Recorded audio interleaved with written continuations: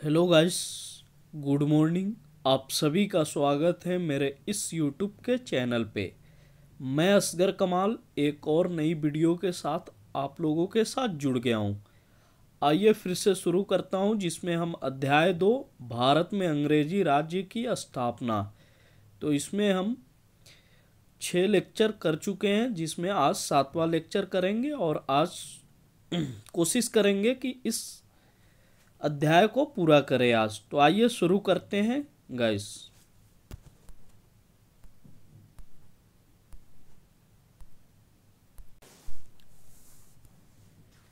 अंग्रेज और मराठे।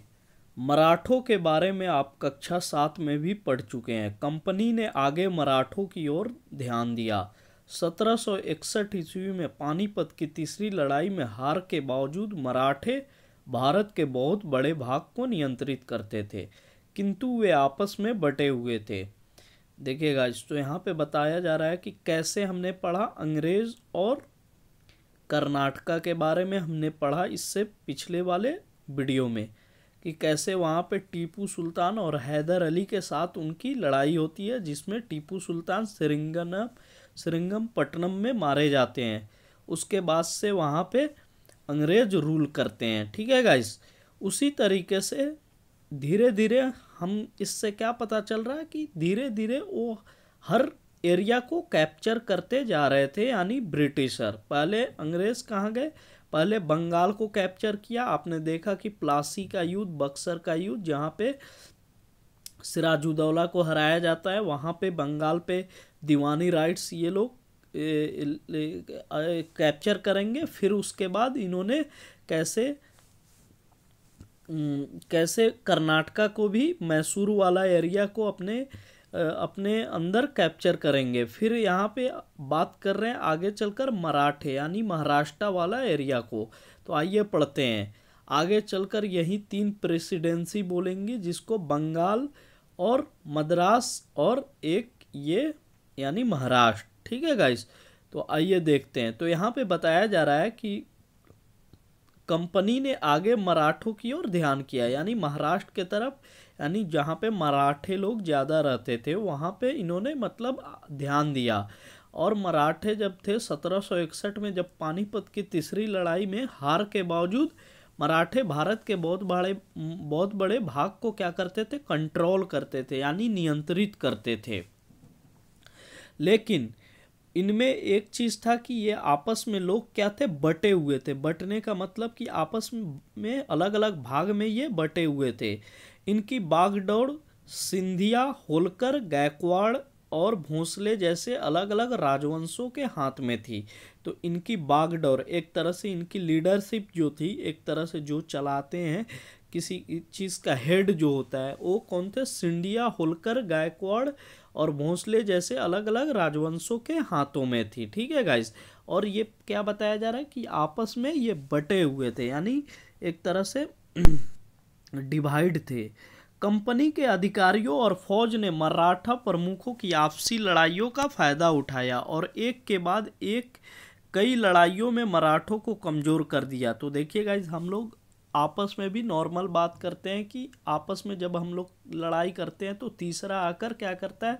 उसमें एक तरह से आग लगाकर, यानी वो अपना फ़ायदा ले लेता है। तो सेम कहानी यहाँ पे भी चलती है। जब इतने लोग यानी मराठा में डिवाइड रहते हैं, एक तरह से बटे हुए होते हैं अलग अलग ये में, और इन लोगों के बीच एक तरह से लड़ाइयों का फ़ायदा उठाता है कौन? अंग्रेज फ़ायदा उठाता है। और एक के बाद एक कई लड़ाइयों में मराठों क्या होता है? कमज़ोर हो जाता है, यानी वीक हो जाता है। ठीक है गाइस, अंततः 1817 से 19 के युद्ध में मराठे पूरी तरह पराजित हुए और मराठों का क्षेत्र भी कंपनी के प्रभावाधीन हो गया। और अंत में क्या हुआ? 1817 और 19 के युद्ध में मराठे पूरी तरह पराजित हुए और मराठे के भी क्षेत्र किसके पराधीन हो गया? तो वो कंपनी यानी ब्रिटिशर के प्रभावाधीन हो गया। ठीक है गाइस, तो देख सकते हैं आप कैसे यहाँ हमने पहले बंगाल के बारे में देखा, फिर आगे देखा कि कैसे मैसूर और कर्नाटका वाली एरिया जहाँ टीपू सुल्तान को मार कर ये लोग कैसे वहाँ पे रूल करते हैं। फिर यहाँ पे हम देख रहे हैं कि यहाँ पे मराठो लोग जहाँ रहते हैं वहाँ वो वाली एरिया को कैसे ये लोग कैप्चर करते हैं। ठीक है गाइस, आइए अब आगे देखते हैं। फिर नॉर्थ में यानी आगे चलेंगे तो यहाँ पे पंजाब की तरफ, कंपनी और पंजाब। अब कंपनी का ध्यान पंजाब के महाराणा रंजीत सिंह की ओर गया। 1799 से ईस्वी से 1739 ईस्वी तक पंजाब, कश्मीर और आधुनिक हिमाचल प्रदेश के कुछ भागों पर इनका शासन था। तो देखिए गाइस, अब यहाँ पे बात हो रही है कंपनी और पंजाब यानी ब्रिटिशर और पंजाब के बीच कैसे ये होती है, संघर्ष होती है। क्योंकि हम जान रहे हैं कि मेनली इनका ये क्या था कि रूल करना, और रूल करने के लिए सबसे पहले क्या करते हैं कि हम लोग जगह को सबसे पहले क्या किया जाता है, कैप्चर करें। क्योंकि उस जिस जगह को आप रूल करेंगे तो बेसिकली सबसे पहले वहाँ को कैप्चर तो करिए, अपने अधीन तो कीजिए। तो हमने देखा कि कैसे मराठों के बीच वो लोग आपस में बटे हुए थे, और वो बटे हुए थे तो आपस में क्या हो रहा था, वो लोगों के बीच लड़ाई हो रही थी, जिसके कारण वो कमज़ोर हो गई थी मराठे, क्योंकि वो लोग अलग अलग ये में बटे हुए थे, जैसे सिंधिया, गायकवाड़, भोसला और होलकर ये लोग। ठीक है गाइस, उसी तरीके से हम यहाँ पे कंपनी और पंजाब यानी ब्रिटिशर और पंजाब के बीच कैसे यहाँ पे माहौल चलता है उसी को देखने की बात कर रहे हैं। तो पंजाब के महाराणा रंजीत सिंह की ओर गया। किनकी ध्यान गया, कंपनी यानी ब्रिटिशर का ध्यान गया। और ये महाराणा रंजीत सिंह जो थे 1799 ईस्वी से 1839 ईस्वी तक पंजाब, कश्मीर और आधुनिक जो मॉडर्न हमारा हिमाचल प्रदेश के कुछ भाग है इनका शासन था वहाँ पे। किनका, यानी महाराणा रंजीत सिंह का। रंजीत सिंह के जीवन काल में ही उसके राज्य के विस्तार को कंपनी ने रोक दिया, लेकिन इनके जीवन काल में कंपनी पंजाब को नियंत्रित करने में असफल रही। देखिए, रंजीत सिंह जो थे उनके जीवन काल में ही उनके राज्य के विस्तार को कंपनी क्या किया, एक तरह से ब्रिटिशर कंट्रोल कर लिया यानी रोक दिया उसको।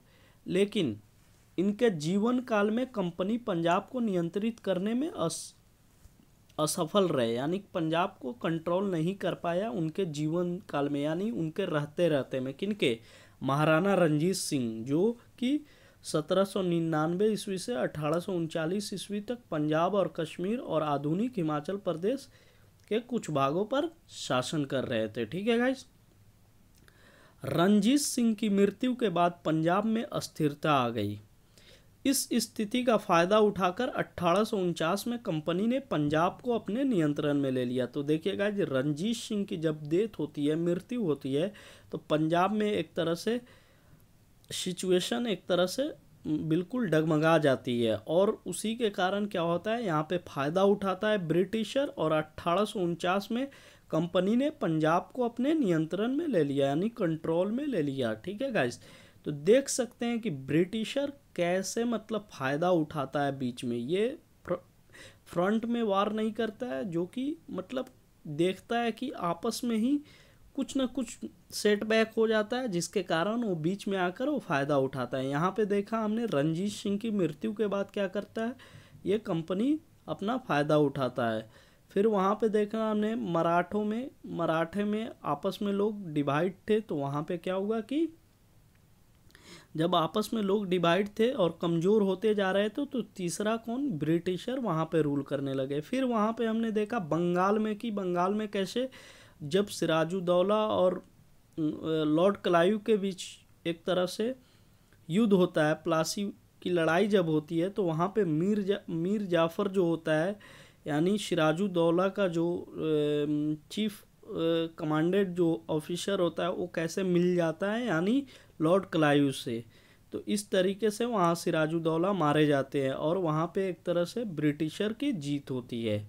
ठीक है गाइस, तो यहाँ पे आप देख सकते हैं कि कैसे ब्रिटिशर बीच में अपनी एक वो रास्ता निकालता था, और वो फायदे अपना उठाता था। आइए फिर अगला टॉपिक को पढ़ते हैं, ये बहुत इम्पोर्टेंट है, विलय नीति। बहुत इम्पोर्टेंट है गाइस, याद रखना है। विलय नीति सबसे पहले लाया कौन था, तो लॉर्ड डलहौजी यानी ब्रिटिश के समय में वो एक तरह से अधिकारी थे 1855 से 56 के समय में। सीधे युद्धों के अलावा भारतीय राज्यों को अपने नियंत्रण में लाने के लिए कंपनी ने अन्य बहाने भी ढूंढने शुरू किए। देखिए गाइस, एक तरह से मतलब सीधा एक तरह से युद्ध, मतलब डायरेक्ट युद्ध करे, वार करे, इससे अच्छा मतलब इसके अलावा और मतलब ब्रिटिशर के पास कैसे मतलब एक तरह से वो था मतलब नियंत्रण करने के लिए, यानी भारतीय जो राज्य थे, भारतीय जो अलग अलग जगह थे उसको कंट्रोल में करने के लिए ये अपना एक तरह से बहाने ढूंढते थे। कौन? ब्रिटिशर। उसी में एक बहाना जैसे एक तरह से नीति ये लोग पॉलिसी बना कर लाया जिसको विलय नीति बोलते हैं। और विलय नीति भी एक तरह से बहाना था ब्रिटिशर का। इस नीति के अंतर्गत अगर किसी शासक की मृत्यु हो जाती थी और उसका अपना कोई पुत्र नहीं होता था तो उसके राज्य को कंपनी अपने नियंत्रण में ले लेती थी। तो याद रखना है विलय नीति क्या होता था। तो ये एक तरह से ब्रिटिशर लाया था। ब्रिटिशर के ज़माने में लॉर्ड डलहौजी उनके अधिकारी थे, उनके समय पे आया था। और ये एक तरह से नीति था जिसके तहत क्या होता था कि अगर किसी शासक यानी कोई राजा है किसी जगह का, उनकी मृत्यु हो जाती है और उसका अपना कोई पुत्र नहीं होता है, यानी कोई लड़का उनका नहीं है अगर उस शासक का, तो उसके राज्य को कंपनी अपने कंट्रोल में कर लेता है। यानी क्या करता है? अपने कंट्रोल में अपने जिम्मे ले लेती है। इस नीति के तहत 1848 ईस्वी में 1856 के बीच भारत के राज्य सतारा, संबलपुर, उदयपुर, नागपुर और झांसी कंपनी के नियंत्रण में आ गए थे। झांसी गाइज वहीं जहाँ पे रानी लक्ष्मीबाई यानी लड़ी थी। ठीक है गाइज, तो इस तरीके से ये एक नीति ब्रिटिशर लाए थे। तो याद रखना है हमेशा विलय नीति क्या थी, तो यह एक पॉलिसी थी, यह एक नीति थी जो ब्रिटिशर लाए थे, जिसके अंतर्गत क्या होता था किसी भी जगह यानी किसी भी एरिया का जो शासक होता था, जो उस एरिया को रूल करते थे यानी गवर्न करते थे, वो शासक की अगर मृत्यु हो जाती है और उसका कोई अपना पुत्र नहीं है, यानी कोई अपना पुत्र नहीं है, तो उनका राज्य जो होता था वो ब्रिटिशर अपने कंट्रोल में ले लेते थे, यानी अपने अधीन कर लेते थे। इस नीति के तहत 1848 से 56 में राज्य बहुत सारे थे भारत के, सतारा, संबलपुर, उदयपुर, नागपुर, झांसी, ये सब जगह को ब्रिटिशर ने क्या किया? अपने तरफ कंट्रोल में ले लिया था। किस रूल के तहत? तो विलय नीति। आइए आगे पढ़ते हैं। अंग्रेजों ने विलय नीति के द्वारा जिन भारतीय राज्यों को अपने नियंत्रण में लिया उसे चित्र 15 में खोजे। चित्र 15 ये है। अब इसमें हमको क्या खोजना है कि कौन कौन से राज्य है, तो हमने देख लिया संबलपुर, सतारा, उदयपुर, नागपुर, झांसी। तो इस तरीके से हम राज्य में नागपुर जैसे देख सकते हैं महाराष्ट्र में होगा तो उसको देख लेंगे, फिर उदयपुर देख सकते हैं राजस्थान में होगा, फिर झांसी यूपी में होगा। इस तरीके से हम मैप में देख सकते हैं। ठीक है गाइस। कंपनी हुकूमत की स्थापना। इस प्रकार 1856 ईस्वी तक लगभग संपूर्ण भारत पर कंपनी का नियंत्रण हो चुका था। जरा सोचिए 1600 ईस्वी में स्थापित एक व्यापारी कंपनी कैसे इतने बड़े साम्राज्य को अपने नियंत्रण में लेने में सफल रही। आइए उसकी सफलता के कुछ कारणों पर विचार करें। तो देखिए गाइज, यहाँ पे बेसिकली बताया जा रहा है कि 1856 ईस्वी तक लगभग मतलब संपूर्ण भारत पर यानी ब्रिटिशर जो कंपनी होता है उनका कंट्रोल हो चुका होता है 1856 तक। अब ये बता रहा है कि सोचिए 1600 ईस्वी में हम जानते हैं कि ब्रिटिशर ईस्ट इंडिया कंपनी की यानी शुरुआत होती है, जहाँ पे क्वीन एलिजाबेथ 15 साल के लिए ग्रांट देती है, जो कि हम लेक्चर नंबर 2 में पढ़े थे। तो 1600 ईस्वी में एक मतलब व्यापार बनता है, एक कंपनी बनती है, और वो कंपनी आगे चलकर यानी 1856 आते आते वो संपूर्ण भारत पे एक तरह से कंट्रोल कर लेता है। तो ये कैसे करता है और कैसे सक्सेसफुल रहते हैं ब्रिटिशर, उसको जानेंगे और इनकी सफलता के कुछ कारणों पे भी विचार करेंगे। आइए देखते हैं। जैसा कि आपने कक्षा 7 में पढ़ा था कि 1707 ईस्वी में औरंगजेब की मृत्यु के बाद कई नए स्वतंत्र क्षेत्रीय राज्यों का उदय हुआ था।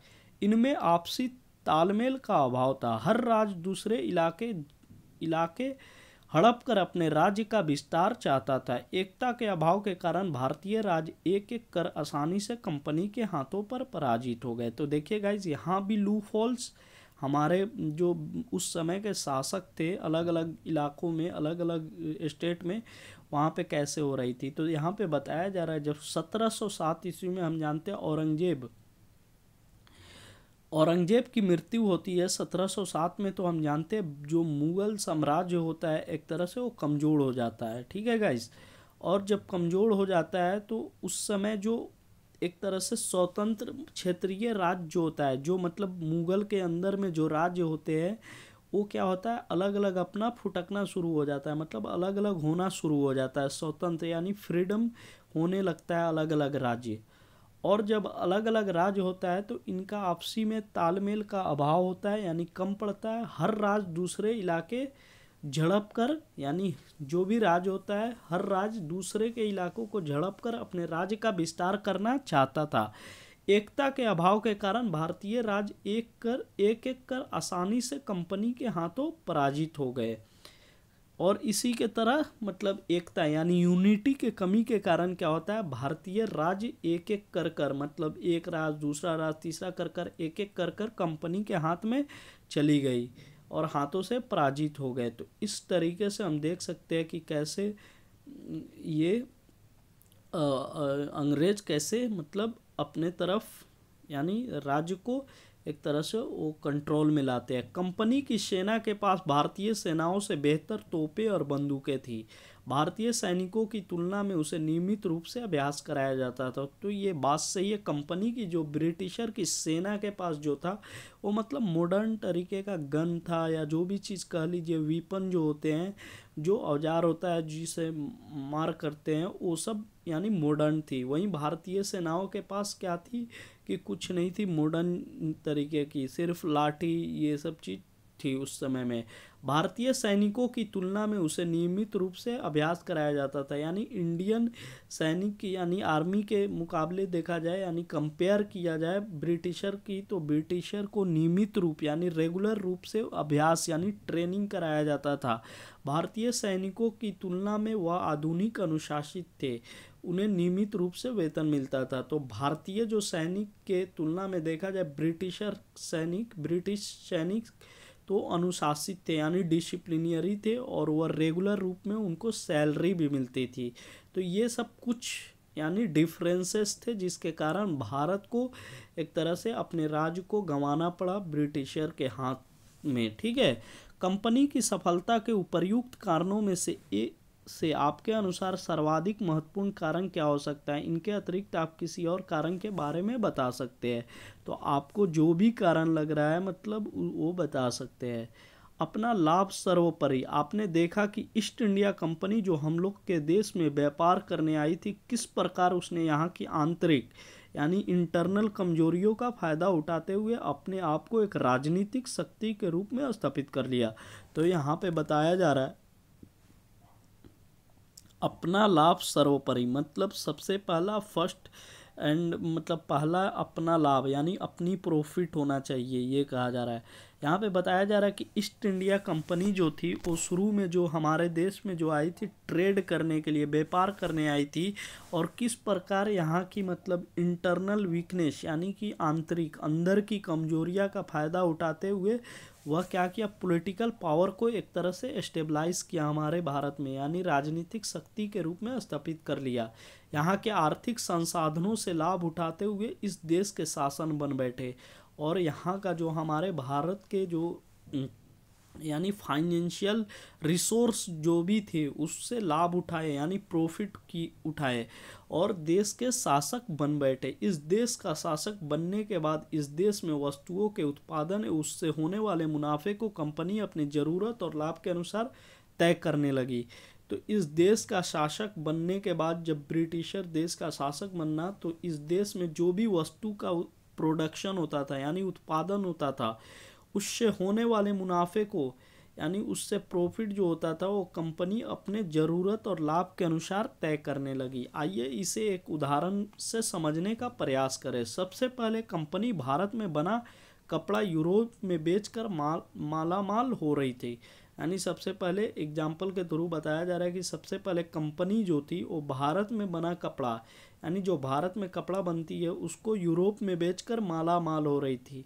फिर जब इंग्लैंड में कपड़े के कारखाने लग गए तो वे यहाँ वहाँ का बना कपड़ा और दूसरे सामान भी भारत में बेचने लगी। भारत से वे कपास खरीद कर अपने देश के कारखानों की को बेचती। वे भारत में कई ज़रूरी फसलें उगवाकर उन्हें दूर दूर भेजती, जैसे नील, पटसन, अफीम, गन्ना, जाए। तो देखिए जैसे उनको ज़रूरत पड़ती थी उस तरीके से वो क्या करते थे, भारत में ज़रूरी जो भी ज़रूरियात फसलें होती थी वो उगवाते थे और उसको एक्सपोर्ट यानी बाहर भिजवाते थे। कॉफ़ी आदि इसके अलावा कंपनी कारीगरों से जोड़ जबरदस्ती से बहुत कम कीमत पर माल खरीदने की कोशिश करती थी। तो ब्रिटिशर जो कंपनी थी, ब्रिटिश कंपनी, वो कारीगर, हमारे भारतीय जो कारीगर होते थे, जो काम करने वाले लोग होते थे, उनसे जोर जबरदस्ती से यानी बहुत कम कीमत यानी बहुत कम दाम पर माल खरीदने की कोशिश करती थी। कारीगर गांव छोड़कर भाग रहे थे, यानी कारीगर जो होते थे वो हमारे भारतीय कारीगर गांव छोड़कर भाग रहे थे। कंपनी किसानों से भी ज़्यादा लगान वसूल करने की कोशिश की, यानी ब्रिटिशर जो कंपनी थी वो किसान यानी फार्मर से भी यानी टैक्स कर यानी वसूल करने की कोशिश करती थी, यानी लगान, उसी को टैक्स मतलब ज़्यादा वसूल करने की कोशिश करती थी। यह सब किस प्रकार हो रहा था यह आप आगे पाठों में पढ़ेंगे, यानी अगले चैप्टर में पढ़ेंगे। कंपनी की आड़ में राज्यों में लूट खसोट धोखाधड़ी मची हुई थी। तो गाइज ये रही हमारी, यहाँ तक अध्याय कंप्लीट हो गई। अध्याय 2 तो हमने इसमें क्या देखा कि कैसे हमारे यहाँ सबसे पहले मैं लाइन बाय लाइन आपको बता दे रहा हूँ। फर्स्ट ऑफ ऑल हमने देखा कि कैसे हमारे यहाँ ट्रेडर आए, ट्रेडर्स का आना शुरू हुआ, और सबसे पहले हमने देखा कि क्यों हमारे यहाँ ट्रेडर्स आना चाहते थे। तो हमने देखा कि बहुत सारी चीज़ हमारे यहाँ होती थी जो यहाँ से ले जाते थे, यानी अरबियन मर्चेंट, और वहाँ से यूरोपियन ले जाकर वहाँ अपने यानी बाज़ार में बेचते थे।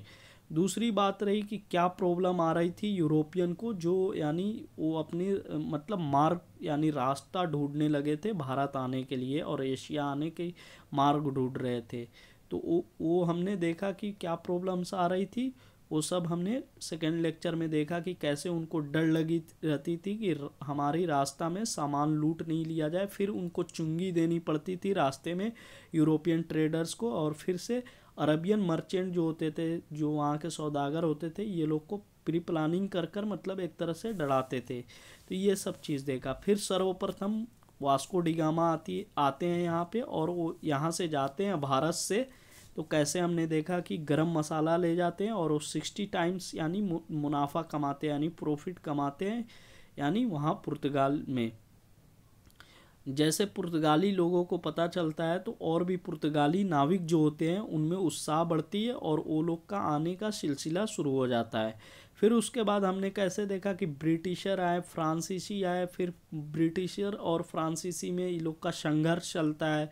फिर हमने देखा कि अलग अलग राज्य में कैसे वहाँ पे ब्रिटिशर कैसे बंगाल में सत्ता स्थापित करता है। फिर हमने देखा कि बक्सर का युद्ध हुआ 1764 में, जिसमें कैसे यानी हमने देखा कि मीर कासिम और यानी अवध के नवाब शुजाउद्दौला और शाह आलम ये तीनों मिलकर लड़ते हैं, जिसमें फिर से हार होती है और इलाहाबाद में एक हस्ताक्षर होती है, जिससे क्या होता है दीवानी राइट्स मिलता है किनको, ब्रिटिशर को। और वहाँ से क्या करते हैं ब्रिटिशर एक तरह से लगान वसूल करना इनको शुरू हो जाता है, यानी कहाँ से, यानी बंगाल, उड़ीसा और बिहार, जो कि उस समय उसी में रहते हैं, बिहार और उड़ीसा। ठीक है गाइस। उसके बाद हमने देखा कि कैसे इनकी संघर्ष चलती रहती है दर पदर। उस तरीके से हमने देखा कि कैसे इनको कर्नाटका से संघर्ष चलती है ब्रिटिशर की। फिर उसके बाद हमने देखा कि कैसे मराठों के साथ इनकी संघर्ष चलती है और वहाँ भी ये जीत जाते हैं, जो कि अपनी लू फॉल्स के कारण, आपस में यूनिटी नहीं होने के कारण। फिर हमने पंजाब में देखा कैसे महाराणा रंजीत सिंह की मृत्यु के बाद वो यहाँ पे भी एक तरह से अपना वो कर लेते हैं। फिर हमने लास्ट में देखा कि किस तरीके से कंपनी हुकूमत की स्थापना करती है और यहाँ पे कैसे रूल करती है। फिर विलय नीति देखा। विलय नीति वही जिस नीति के अंतर्गत क्या होता था कि कोई शासक अगर डेथ कर जाता है और उसका कोई पुत्र नहीं है तो क्या होता था, उस उस जगह का मतलब उस एरिया को कौन कर लेता था कैप्चर, यानी ब्रिटिशर के ये में हो जाता था और ब्रिटिशर वहाँ रूल करते थे। ऐसे बहुत सारे राज्य, जैसे एग्जांपल देखा सतारा, संबलपुर, उदयपुर, झांसी, ये सब एग्जांपल थी जिसको यानी ब्रिटिशर उस समय यानी विलय नीति के तहत क्या किए थे, अपने अधीन बनाए थे। तो ये सब गाइज हमने इस वीडियो में जानने की कोशिश की और इस अध्याय में जानने की कोशिश की। Thank you so much guys. अगर आपको अच्छी लगी वो वीडियो तो ज़रूर चैनल को सब्सक्राइब कीजिए और बेल आइकन को बजाइए और वीडियो को ज़्यादा से ज़्यादा लोगों में शेयर कीजिए। और अगर कोई और वीडियो चाहते हैं किसी और सब्जेक्ट पे तो ज़रूर आप कमेंट बॉक्स में लिखें और मैसेज करें। Thank you so much guys, take care.